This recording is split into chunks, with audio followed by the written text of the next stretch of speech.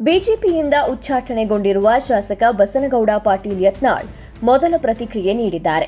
ಎಕ್ಸ್ನಲ್ಲಿ post ಮಾಡಿರುವ ಅವರು, ನಾನು ಪಕ್ಷದ ಒಳಗಿನ ಸರ್ವಾಧಿಕಾರತ್ವ, ಭ್ರಷ್ಟಾಚಾರದ ಬಗ್ಗೆ ಮಾತನಾಡಿದ್ದಕ್ಕೆ, ಏಕವ್ಯಕ್ತಿ ಆಡಳಿತವನ್ನ ತೆಗೆದುಹಾಕಿ ಮತ್ತು ಉತ್ತರ ಕರ್ನಾಟಕವನ್ನ ಅಭಿವೃದ್ಧಿಪಡಿಸಲು ವಿನಂತಿಸಿದ್ದಕ್ಕಾಗಿ ನನ್ನನ್ನು 6 ವರ್ಷಗಳ ಕಾಲ ಉಚ್ಚಾಟಿಸಲಾಗಿದೆ. ಪಕ್ಷದ ಒಳಗಿನ ಕೆಲ ಪಟ್ಟಭದ್ರ ಹಿತಾಸಕ್ತಿಗಳು ತಮ್ಮ ಅಜೆಂಡಾ ಯಶಸ್ವಿಯಾಗಿ ಸಾಧಿಸಿಕೊಂಡಿವೆ. ಈ ಉಚ್ಚಾಟನೆಯಿಂದ ನಾನು ನನ್ನ ಹೋರಾಟ ನಿಲ್ಲಿಸಲ್ಲ, ಕುಂದಲ್ಲ.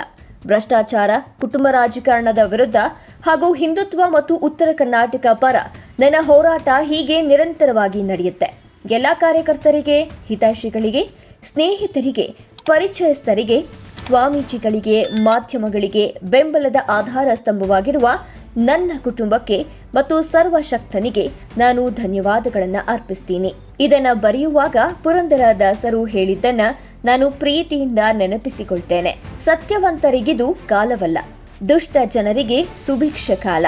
ಉಪಕಾರ ಮಾಡಿದ್ರೆ ಅಪಕರಿಸುವ ಕಾಲ, ಧರ್ಮ ಮಾಡುವನಿಗೆ ನಿರ್ಮೂಲವಾಗುವ ಕಾಲ, ಕರ್ಮಿ ಪಾತಕರಿಗೆ ಬಹು ಸೌಖ್ಯ ಕಾಲ. ಸತ್ಯವಂತರಿಗಿದು ಕಾಲವಲ್ಲ ಅಂತ ಬರೆದುಕೊಂಡಿದ್ದಾರೆ.